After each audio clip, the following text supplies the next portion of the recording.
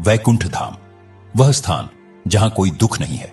यह भगवान नारायण अर्थात भगवान विष्णु का धाम है, जहां वे अपनी शक्ति देवी लक्ष्मी के साथ विराजमान हैं। वैकुंठ का वर्णन असीम ऐश्वर्य, वैभव और दिव्य शान से परिपूर्ण है, और वहां सभी जीव भगवान की सेवापूर्ण आदर और श्रद्धा के साथ करते हैं। वहां जन्म, मृत्यु, बुढ़ापा या रोग किसी का भी भय नहीं होता। महान योगियों, ज्ञानियों और पुण्य आत्माओं के लिए यही अंतिम गंतव्य माना जाता है। वहां पहुंचना ही मुक्ति है। अधिकांश लोगों के लिए यह यात्रा यहीं समाप्त हो जाती है। वे मान लेते हैं कि वैकुंठ से ऊपर कुछ भी नहीं है, लेकिन वैष्णव परंपरा के गूढ़ ग्रंथ एक और भी गहरे रहस्य की ओर संकेत करते हैं। वे बताते हैं कि वैकुंठ की इस महिमा और वैभव के भी ऊपर एक और धाम है, एक ऐसा गुप्त लोक जो भगवान का सबसे अपना, सबसे मधुर और सबसे उच्चतम निवास है। तो आखिर वैकुंठ के भी ऊपर क्या है? ब्रह्मवैवर्त पुराण और गर्ग संहिता जैसे ग्रंथ स्पष्ट रूप से बताते हैं कि वैकुंठ से भी करोड़ों योजन ऊपर भगवान श्री कृष्ण का अपना धाम गोलोक वृंदावन स्थित है। यह सभी लोकों में सर्वोच्च है, इसके ऊपर कुछ भी नहीं। यह वही स्थान है जहां भगवान अपने वास्तविक दो भुजाओं वाले रूप में, एक ग्वाले के रूप में, अपने सबसे प्रिय भक्तों के साथ सदा निवास करते हैं। अब प्रश्न उठता है कि गोलोक वैकुंठ से श्रेष्ठ क्यों है? इसका उत्तर रस या भाव के अंतर में छिपा हुआ है। जहां वैकुंठ में भगवान के प्रति ऐश्वर्य भाव होता है, अर्थात मालिक और सेवक का संबंध, वहीं गोलोक में माधुर्य भाव होता है, अर्थात शुद्ध प्रेम का संबंध। यहां भगवान परमेश्वर के रूप में नहीं, बल्कि एक प्रेमी, एक सखा और एक पुत्र के रूप में हैं। यहां गोपियां उन्हें अपने प्रियतम मानकर प्रेम करती हैं। ग्वाल बाल उनके साथ मित्रों की तरह क्रीड़ा करते हैं, और माता यशोदा तथा नंद बाबा उन्हें अपने बालक के रूप में स्नेह देते हैं। गोलोक में न भय है, न औपचारिकता। यहां केवल और केवल निष्कलंक, निश्चल और गहन प्रेम का ही राज्य है। ब्रह्म संहिता में गोलोक का वर्णन एक विशाल कमल के समान किया गया है, जिसकी पंखुड़ियों की भांति अन्य सभी वैकुंठ लोक स्थित हैं, और स्वयं गोलोक उस कमल का केंद्र है। यह धाम अपनी ही दिव्य आभा से प्रकाशित है। इसे सूर्य, चंद्रमा या अग्नि के प्रकाश की आवश्यकता नहीं, जैसा कि भगवान भगवत गीता 15.6 में कहते हैं, न तद्भासयते सूर्यो न शशांको न पावका यद्गत्वा न निवृत्तन्ते तद्धाम परमम मम। अर्थात मेरा वह परम धाम न सूर्य से प्रकाशित होता है, न चंद्रमा से, और न ही अग्नि से। जो वहां पहुंच जाते हैं वे इस भौतिक संसार में पुनः कभी नहीं लौटते। गोलोक की भूमि चिंतामणि रत्नों से निर्मित है। वहां के वृक्ष कल्प वृक्ष हैं, जो हर इच्छा को पूर्ण करने में समर्थ है, और वहां का जल अमृत के समान है। वहां असंख्य सुरभि गायें हैं, जो दूध की नदियां प्रवाहित करती हैं। वहां प्रत्येक शब्द एक गीत है, प्रत्येक कदम एक नृत्य है, और भगवान की बांसुरी की ध्वनि चारों ओर निरंतर गूंजती रहती है, जो सभी को परमानंद में निमग्न कर देती है। यही वह शाश्वत वृंदावन है, जहां राधा और कृष्ण अपनी दिव्य लीलाओं में सदा रमे रहते हैं। शास्त्रों के अनुसार गोलोक धाम 3 भागों में विभाजित है, जो भगवान श्री कृष्ण की पृथ्वी पर प्रकट लीलाओं को दर्शाते हैं: गोकुल, मथुरा और द्वारका। गोकुल वृंदावन यह गोलोक का सबसे निकट और मधुर भाग है।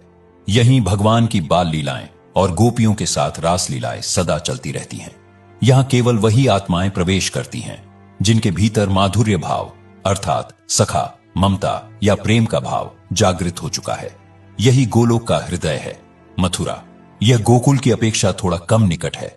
यहां भगवान की शक्ति और ऐश्वर्य का प्राकट्य होता है, जैसा कि कंसवध और अपने माता पिता को बंधन से मुक्त करते समय उन्होंने प्रदर्शित किया। यहां भक्त भगवान की उपासना उनके राजसी स्वरूप में करते हैं। द्वारका यह गोलोक का बाह्य भाग है, जहां भगवान एक राजा के रूप में अपनी रानियों के साथ निवास करते हैं। यहां का ऐश्वर्य वैकुंठ के समान है, और यहां भक्त भगवान की सेवा पूर्ण आदर और मर्यादा के साथ करते हैं। यह विभाजन यह दर्शाता है कि भगवान प्रत्येक भक्त के भाव के अनुसार उससे संबंध स्थापित करते हैं। जो जिस भाव से उन्हें स्मरण करता है, वे उसे उसी रूप में दर्शन देते हैं। अब आते हैं उस सबसे महत्वपूर्ण प्रश्न पर कि इस परम धाम गोलोक वृंदावन तक पहुंचा कैसे जाए। क्या बड़े बड़े यज्ञ, कठोर तप या गहन ज्ञान हमें वहां पहुंचा सकते हैं? शास्त्रों का उत्तर स्पष्ट है, नहीं। ज्ञान और तपस्या साधक को ब्रह्मलोक या ब्रह्म ज्योति तक पहुंचा सकते हैं, और शुभ कर्म स्वर्ग तक ले जा सकते हैं। वैकुंठ तक पहुंचने के लिए भी विधि युक्त भक्ति की आवश्यकता होती है, लेकिन गोलोक का द्वार केवल एक ही कुंजी से खुलता है, और वह है रागानुगा भक्ति, अर्थात बिना किसी शर्त के, बिना किसी स्वार्थ के, केवल और केवल शुद्ध प्रेम। यह वह भक्ति है जो प्रतिफल में कुछ नहीं चाहती, यहां तक कि मुक्ति भी नहीं। इसका एकमात्र उद्देश्य है अपने भगवान को प्रसन्न करना। यह वही प्रेम है जो गोपियों ने प्रदर्शित किया, जिन्होंने भगवान श्री कृष्ण के लिए समाज के नियम, पारिवारिक बंधन और अपनी प्रतिष्ठा तक सब कुछ त्याग दिया। स्वयं भगवान भगवत गीता के अंतिम और अत्यंत गोपनीय श्लोक 18.66 में इस मार्ग का रहस्य प्रकट करते हैं।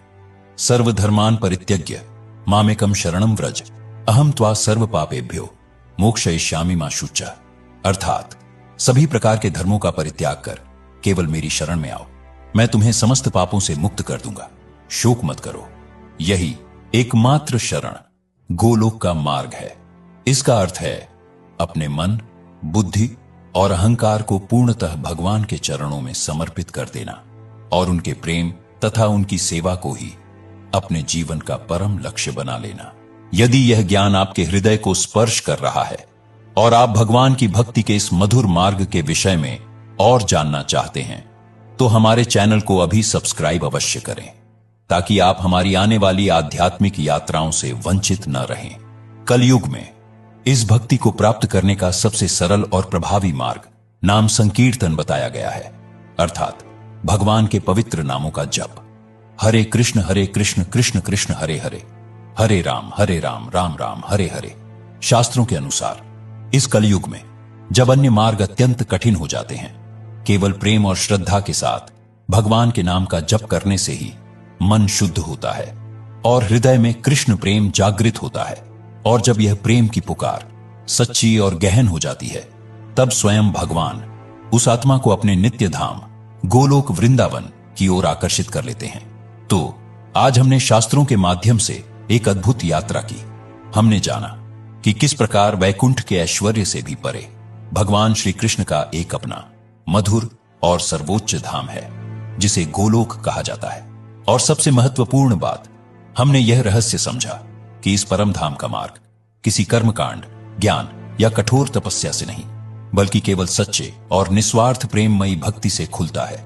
यह एक गहन आश्वासन है कि भगवान का धाम कोई दूर स्थित स्थान मात्र नहीं, बल्कि हमारी चेतना की एक अवस्था है, जिसे कोई भी कहीं भी अपने हृदय में शुद्ध भक्ति जागृत कर प्राप्त कर सकता है। गोलोक की यात्रा बाहर नहीं, बल्कि भीतर से प्रारंभ होती है, जब मन को संसार से हटाकर भगवान के कमलवत चरणों में स्थिर किया जाता है। यह ज्ञान हमें प्रेरित करता है कि हम अपनी जीवन यात्रा को केवल सांसारिक लक्ष्यों तक सीमित न रखें, बल्कि उस शाश्वत प्रेम और आनंद की खोज करें जो हमारा वास्तविक स्वरूप है और जो हमें हमारे वास्तविक घर गोलोक धाम की ओर वापस ले जा सकता है। यदि यह वीडियो आपके हृदय तक पहुंचा हो, तो इसे अपने मित्रों और परिवारजनों के साथ अवश्य साझा करें, ताकि वे भी इस दिव्य ज्ञान का अनुभव कर सकें। और ऐसे ही गहन आध्यात्मिक रहस्यों को जानने के लिए हमारे चैनल को सब्सक्राइब करना न भूलें।